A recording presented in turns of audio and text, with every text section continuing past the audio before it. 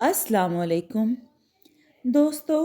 आज मैं आपके लिए एक बहुत ही खूबसूरत और नसीहत आमूज़ कहानी लेके आई हूँ। ये कहानी हमारे माशरे का एक बहुत बड़ा अलमिया है, जहाँ गुर्बत की चक्की में पिसते पिसते लोग बुराई की ज़ाहरी चकाचौंध और ज़िल्लत आमेज़ कशिश और लालच उन्हें अपनी तरफ घसीट लेता है।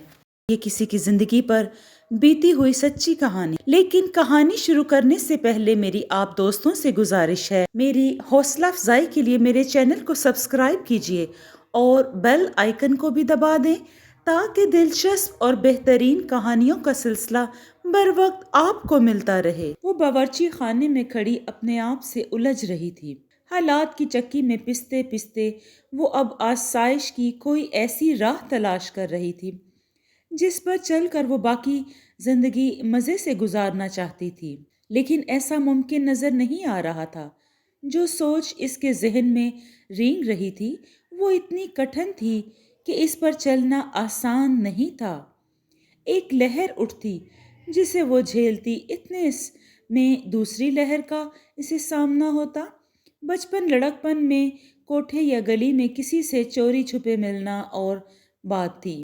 अब अपना जिस्म बेचना था। ये आखिरी पूंजी थी जो इसके पास बची थी। खामन की बीमारी में घर की एक एक चीज बिक गई। वो सिलाई मशीन की हत्थी पर अपनी हाथ की लकीरें घिसाना नहीं चाहती थी, न किसी फैक्ट्री में 8-10 घंटे अपनी बाकी मांदा जवानी झोंकना चाहती थी। शादी के 5 साल ही इसका जेवर और घर का सामान निकल गया। अगर कुछ साल में अपना जिस्म कैश करा लूं तो इसमें क्या हर्ज है। बावर्ची खाने से काम समेट कर वो बेडरूम में आ गई। बिस्तर पर अपने आप को ढीला छोड़ दिया। वो कई माह से इस उलझन में थी और सोचती रहती थी कि जो औरतें जिस्म का व्यापार करती हैं वो कैसे आसानी से रोज़ ये सब कर लेती हैं। ग्लैमर की दुनिया में भी जिस्म बकते रहते हैं। मैं तो अपना जिस्म खामन के सुपुर्द करती रही हूँ। क्या मिलता था? वो तो यूं करवट बदल के सो जाता जैसे इसने कोई मामूल की बेगार निभाई हो। खाने की तरह मुझसे जिस्म तलब करता, न मेरी कोई ख्वाहिश न जज्बात का एहतराम, बस एक मैकानिकी अमल और फिर घर के काम। जैसे ये बेगार निभाती हूँ वो भी निभा जाऊंगी। हम तो हैं जिन्हें चुपचाप बांध दिया जाता है, बाप के आंगन से जैसे बकरी किसी और खोंट बांध दी जाती है। खामद के पास क्या था? पहले भी मैंने ही मेहनत की और घर को घसीटा। अब जिस्म बेच के सही, अच्छा मोल लग गया तो वारे न्यारे हो जाएंगे। कल निकलूंगी, हिम्मत ना पड़ी तो लौट आऊंगी। इसने अपने जहन में वो सब फिल्में ड्रामे दोहराए, वो कहानियाँ जो इसने पढ़ रखी थीं।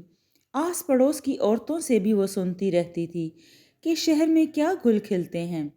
मोहल्ले की एक औरत के बारे में इसने सुना था कि वो हफ्ते में 1-2 बार अपने जिस्म का बासी गोश्त बेचकर मुर्गे का ताज़ा गोश्त ले आती है और 3 गलियां छोड़कर एक औरत से सब मोहल्ला आशना था जिसने जिस्म बेचकर अपने बच्चों की तालीम मुकम्मल की। एक ड्राइवर की बीवी तो खुले आम धंधा करती थी और लड़कियां सप्लाई करके अपना कमीशन खरा करती थी। छापा मारने के लिए आने वाला थानेदार इसके घर से मुस्कुरा के निकलता था। सुबह इसने घर का काम निपटाया, हल्का हल्का मेकअप किया और घर से निकली। सड़कों बाजारों में इंसानों ट्रैफिक के बेहंगम शोर और वो अपने आप से उलझती इस दुनिया में उतर गई।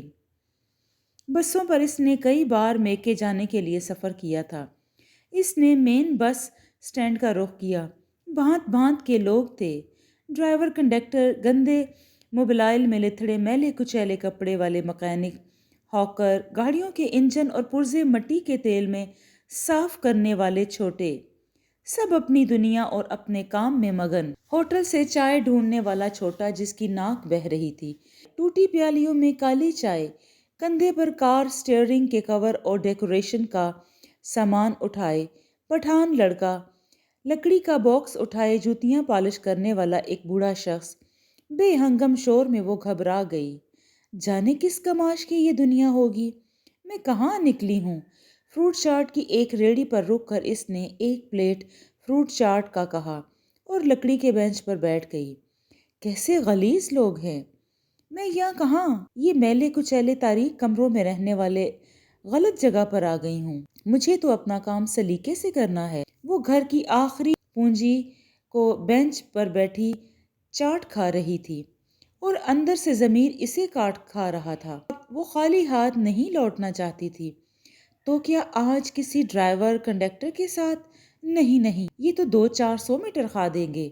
یہ ممکن نہیں۔ یہ بھی ممکن ہے ایک کے بہانے کئی اکٹھے ہو جائیں اور میری تکہ بوٹی کر دیں۔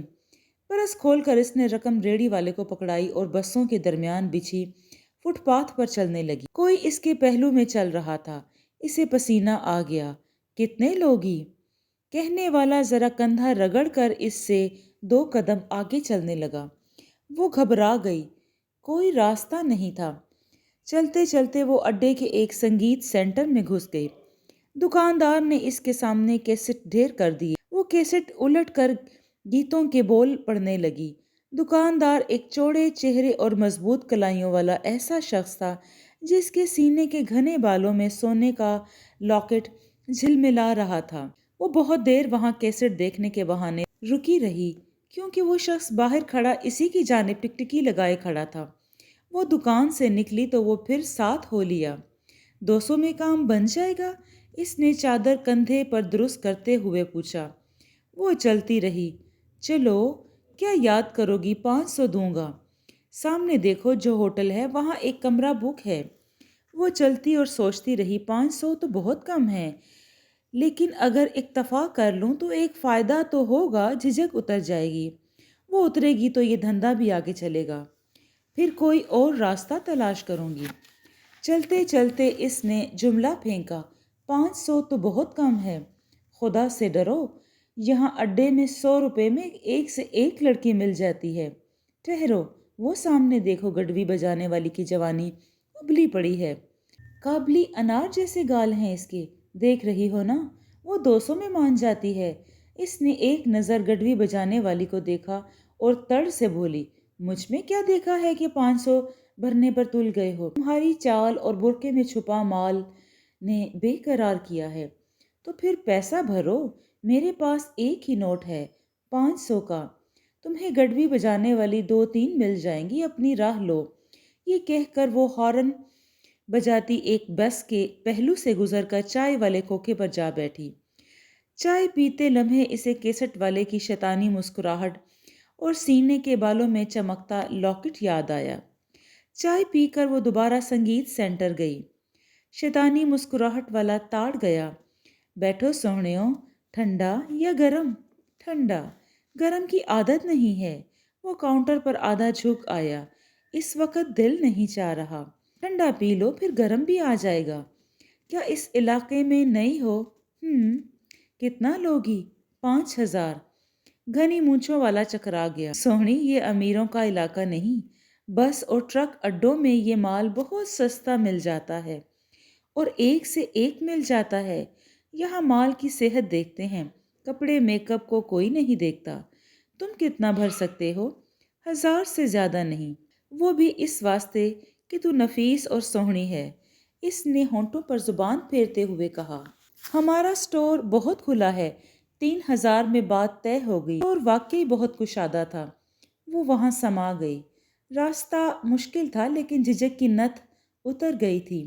اگلی صبح گھر کی جھاڑ پونچھ کرتے ہوئے وہ سوچ رہی تھی کہ میرے پرس میں 3000 روپے ہیں۔ مکان کا کرایہ، بجلی اور گیس کا بل، سودا سلف، خاوند کی بیماری اور اپنی زندگی جسے ہر صورت ڈھونا ہے۔ یہ کام تو کرنا ہوگا۔ ناشتہ بنا کر اس نے خاوند کے سامنے رکھا تو اس نے پوچھا، کل جس خاتون کے ہاں ہم سلائی کے ساتھ گئی تھی، کام کا کیا ہوا؟ بوتیک کا کام کرتی ہے، کہہ رہی تھی 25,000 پھول ہاتھ کی بنائی والے اگر بن دو تو فی پھول 1 روپے کے حساب سے کام مکمل ہونے پر 25,000 لے لینا۔ کیا سوچا ہے تم نے؟ محلے کی بچیوں سے 50 پیسے کے حساب سے معاملہ طے کر لوں گی، امید ہے کام چل نکلے گا۔ ٹھیک ہے، ہمت کر دیکھو۔ ہمت نہ کی تو زندگی کیسے گزرے گی؟ کل جانا ہے، دھاگا، ڈیزائن اور کڑھائی کا سارا سامان لانا ہے۔ کچھ ایڈوانس بھی دیا ہے اس نے؟ ہاں دیا ہے، زندگی نے اسے پیس ڈالا تھا۔ غربت اس کی سانسیں نوچنے کو تیار بیٹھی تھی۔ اسے زندگی سے نفرت ہو گئی اور زندگی سے ہی اس نے انتقام لینے کا سوچا۔ عمل وہ کر چکی تھی، راستہ وہ پکڑ چکی تھی۔ ایسے لگتا تھا اس کا خاوند بھی اسے ٹیشو پیپر کی طرح استعمال کرتا ہے۔ اب وہ آہستہ آہستہ اس ڈگر کی عادی ہوتی گئی۔ گاہک کی تلاش کے لیے اس کا ذہن تیزی سے کام کرتا۔ وہ سوچتی اور عمل کر گزرتی۔ اس نے ہلکا پھلکا میک اپ کیا اور صدر بازار جانے کی ٹھانی۔ گلی سے گزرتے ہوئے اسے ہمسائے کے چھوکرے کی سیٹی سنائی دی۔ بے شرم، حیا کر، اپنے گھر میں منہ نہیں مارتے؟ حکم کیا کریں جی، آپ کا ہر کام کرنے کو یہ خادم حاضر ہے۔ اس نے کندھے پر مفلر جمایا۔ میرے ہاتھ پیر سلامت ہیں، جا اپنا رستہ ناپ کمینے کتے۔ سوہنی، تیرے منہ سے تو گالیاں بھی بھلی لگتی ہیں۔ وہ اس کی بکواس چھٹکتی زمین پر مین روڈ پر آ گئی۔ سوچ رہی تھی آج ایسا گاہک جس سے مہینے بھر کا خرچ نکل آئے۔ دوپہر تک وہ مختلف اسٹورز، کلاتھ ہاؤس، ریسٹورنٹ اور بازار کے پرہجوم کارنرز پر گاہک کی تلاش میں بھٹکتی رہی، لیکن اسے مسلسل ناکامی کا منہ دیکھنا پڑا۔ اب وہ تھک چکی تھی، اسے بھوک ستا رہی تھی۔ وہ ایک ریسٹورنٹ میں کھانے کی اشتہا کے ساتھ داخل ہوئی۔ کھانا کھاتے ہوئے وہ گھر کو سنوارنے کا سوچتی رہی۔ 33 انچ کا ٹی وی LCD بھی اس کا خواب تھا۔ نیا فریج اور ایئر کنڈیشن وہ پسند کر آئی تھی۔ AC کے بغیر گرمیاں کاٹنا عذاب ہوتا ہے۔ کیا یہ ساری آسائشیں صرف ایک ہی طبقے کا حق ہے؟ وہ اربوں کے گھپلے کرتے ہیں اور ڈکار بھی نہیں مارتے۔ کمیشن کے نام پر کروڑوں کھا جانا ان کے لیے ایک معمولی بات ہے۔ لاکھوں کی گاڑیاں، عیاشیاں، پارٹیاں، بیرون ملک دورے، پلاٹ، بنگلور، فارم ہاؤس، یہ سب کیا ہے؟ کھانا کھا کر وہ ریسٹورنٹ سے نکلی تو ایک نئی کار سے ایک نوجوان اپنے بالوں میں انگلیاں پھیرتا سامنے سپر سٹور داخل ہوا۔ چند منٹ بعد وہ سٹور میں داخل ہوئی اور ریکس میں سجی اشیاء دیکھنے لگی۔ ریکوں کے درمیان وہ کنکھیوں سے اس نوجوان کو بھی دیکھ لیتی۔ جب وہ پرفیوم ریک کے سامنے رک کر پرفیوم دیکھنے لگا تو اس کی جانب سرکی۔ نوجوان کے ہاتھ میں 5 چینل پرفیوم تھا۔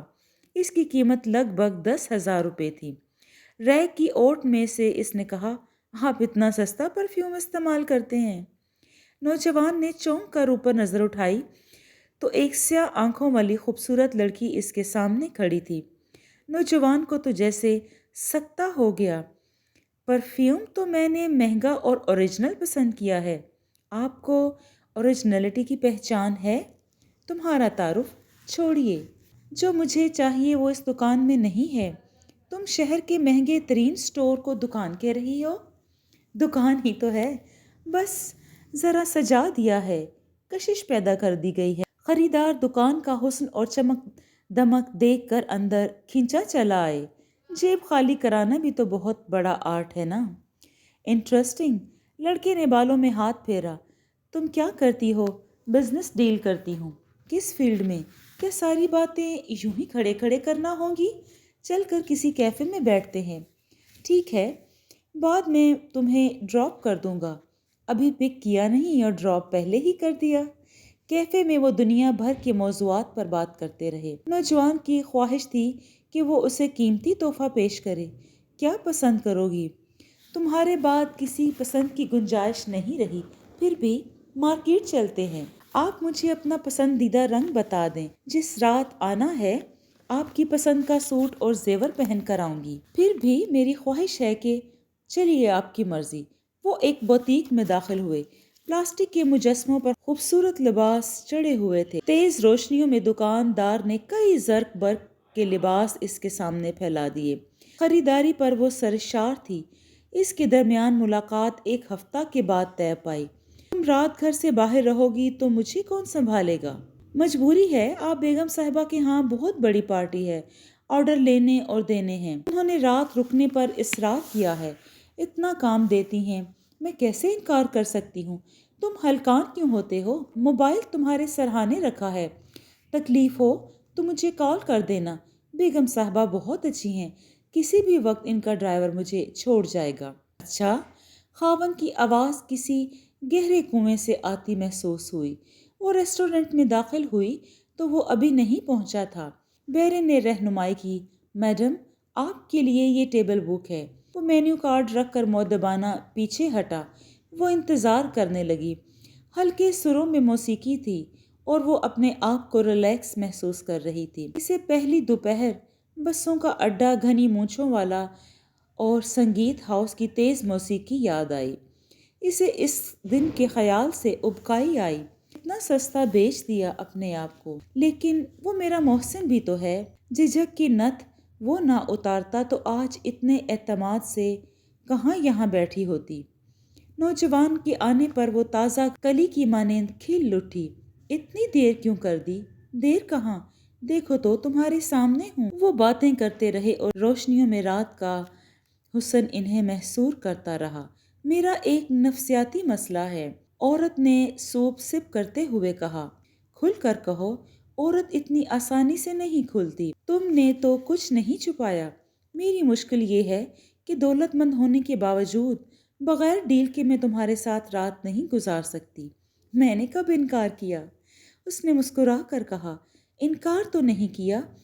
تم اتنے وجی ہو کہ میں اپنا آپ تم پر لٹا کر سرشار ہو جاؤں گی، لیکن پورا ہفتہ سوچتی رہی کہ کم از کم تمہارے ساتھ ڈیل نہ کروں۔ جھجکنا کیسا؟ میں تمہیں مایوس نہیں کروں گا۔ میری بات سمجھنے کی کوشش کرنا۔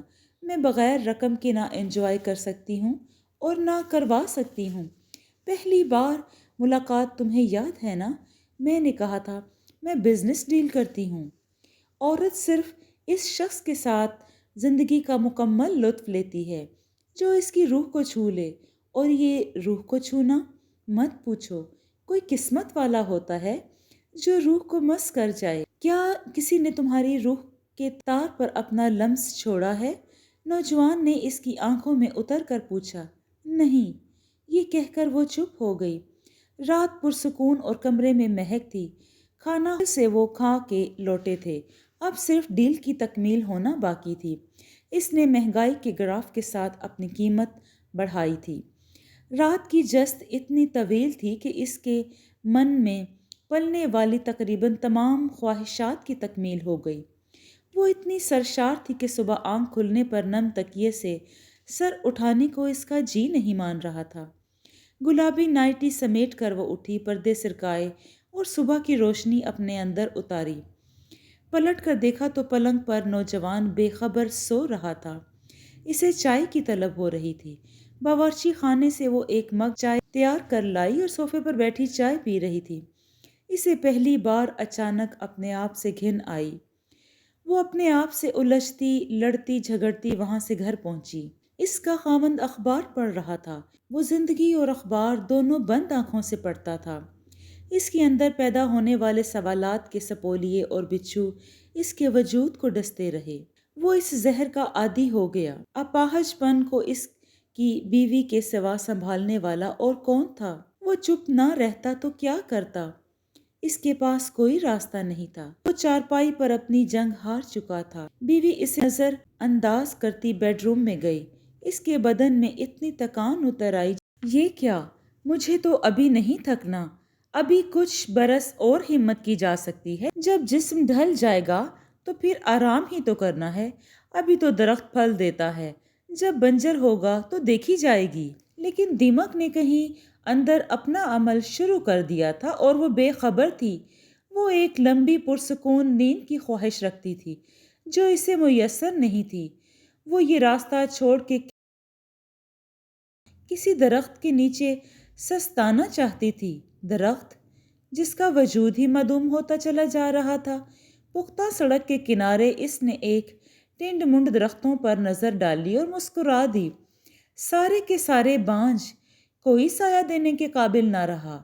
انہی درختوں کے ساتھ چلتے ایک دن شام میں وہ جب گھر اپنے کام نپٹا کے لوٹ رہی تھی اور تکان اس کی پنڈلیوں سے لپٹی تھی کہ بھرے بازار میں ایک دراز قد شخص نے اسے روکا۔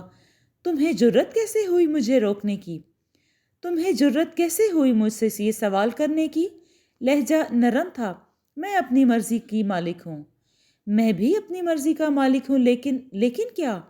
تمہاری چال تمہاری مرضی کے تابع نہیں ہے۔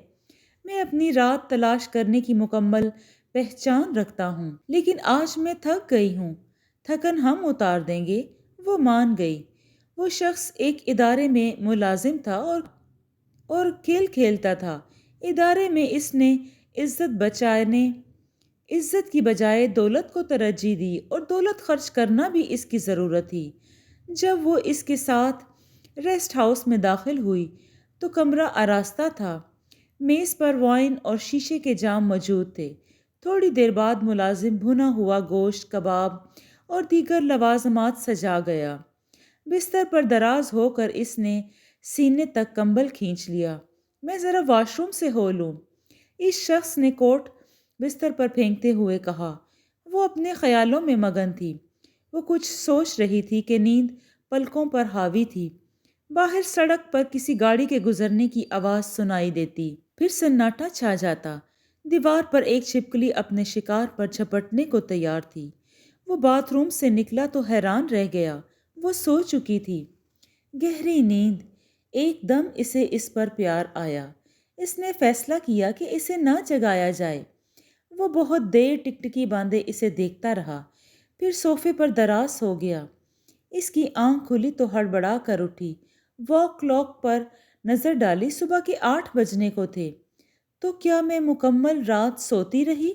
اس نے مجھے جگایا کیوں نہیں؟ اسے مجھے جگا دینا چاہیے تھا۔ اس نے میرا اتنا خیال کیوں رکھا؟ کسی کی کچھ بھی نہیں ہوتی۔ پاگل تھا کوئی۔ کیا کوئی یوں بھی رات برباد کرتا ہے؟ میں ابھی پوچھتی ہوں۔ ساری چیزیں واپس کر دوں گی، ایک پائی نہیں لوں گی۔ جب محنت نہیں کی تو معاوضہ کیسا؟ اسے کس نام سے پکاروں؟ گاہک تو ہمیشہ بے نام ہوتے ہیں۔ دکاندار کے پاس اتنا وقت ہی کہاں ہوتا ہے کہ وہ ہر گاہک سے نام پوچھے؟ میں اسے کس نام سے پکاروں؟ وہ آنکھیں ملتی دروازے کی جانب بڑھی، آہستہ سے دستک دی۔ جی؟ ایک دھسا اوڑے شخص نے پوچھا تو چوکیدار تھا۔ جو چوکیدار تھا؟ صاحب کہاں ہیں؟ وہ تو رات میں ہی چلے گئے تھے۔ کہاں چلے گئے؟ بتا کر نہیں دے؟ کوئی نام، عطا پتہ؟ مسافر تھے جی۔ کوئی پیغام چھوڑا ہے؟ جی؟ چوکیدار نے جیب سے ایک لفافہ نکال کر اسے دیا۔ اس نے آہستگی سے لفافہ کھولا تو حیران رہ گئی۔ لفافے میں 5 روپے کا ایک نوٹ رکھا ہوا تھا۔ اچانک نوٹ سے ایک لہر نکلی جو اس کے وجود کو چیر گئی۔ یہ نوٹ تو بچپن میں نے عادل کو دیا تھا۔ تو کیا وہ؟ گلیاں، محلے، چہرے اس کے اندر چیخنے لگے اور وہ وہیں دہلیز پر ڈھیر ہو گئی۔ جی دوستو، آپ کو یہ کہانی کیسی لگی؟ اگر آپ کو یہ کہانی پسند آئی ہے تو اسے لائک اور شیئر کیجیے اور کمنٹ میں اپنی رائے کا اظہار ضرور دیں۔ شکریہ۔